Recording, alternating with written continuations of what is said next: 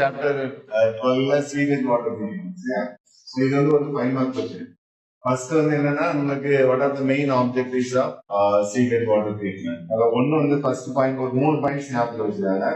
So we need to remove all the organic and inorganic content from the sewage water to control the microbial growth. சரியா, organic inorganic கண்டென்ட்டை remove பண்றதுனால extra microbial growth நம்ம என்ன செய்ய முடியும், control பண்ணணும். Right.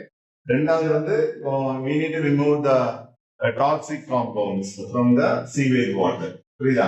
இப்போ ஏதாவது இண்டஸ்ட்ரி அந்த மாதிரி இதுல இருந்து நிறைய டாக்ஸிக் கெமிக்கல்ஸ் வந்து என்ன செய்யலாம், ரிலீஸ் ஆகலாம் இல்லையா, அதெல்லாம் ரிமூவ் பண்ணணும். மூணாவது வந்து என்னன்னா to kill bacteria and other disease causing pathogens so that the disease cannot be spread out. சரிதானா? அதுல கூடிய கிருமிகளை கொள்வதனால தேவையில்லாம டிசீஸ் வந்து என்ன செய்யாது, ஸ்ப்ரெட் அவுட் ஆகும். சரியா? சோ இது வந்து ஆப்ஜெக்டிவ்ஸ்.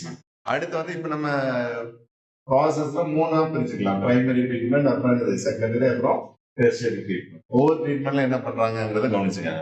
இப்போ பிரைமரி ட்ரீட்மெண்ட் எடுத்துட்டீங்கன்னா பிசிக்கல் ரிமூவல் ஆஃப் சாலிட்ஸ், அப்புறம் particulate organic matter and inorganic matter. இப்போ உதாரணத்துக்கு இப்போ சாலிட் பார்ட்டிகல்ஸ், அதே மாதிரி பர்டிகுலேட் ஆர்கானிக் இன்ஆர்கானிக் மேட்டர்ஸ்.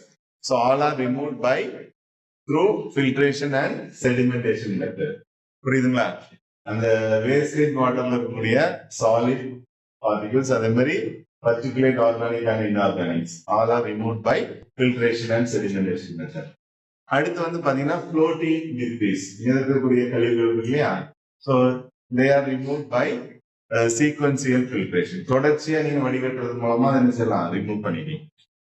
அடுத்து வந்து கிரிட் அப்படின்னு கொடுத்துருப்பாங்க. கிரிட் அப்படின்னா soil plus small pebbles. Pebbles தான் தெரியுதா, கூழாங்கல் மாதிரி சொல்லுவோம் இல்லையா. ஸோ அந்த மாதிரி விஷயங்களை எப்படி ரிமூவ் பண்ணலாம்னா பை செடிமெண்டேஷன் ப்ராசஸ். புரியுதா?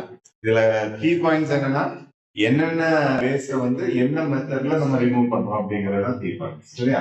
ஸோ அது ஞாபகத்தில் வச்சுக்கலாம். இப்ப நம்ம சீவேஜ் வாட்டரை வந்து நம்ம என்ன சொல்றோம், பிரைமரி செட்டிலிங் டேங்க்ல இன்ட்ரடியூஸ் பண்றோம். சரியா?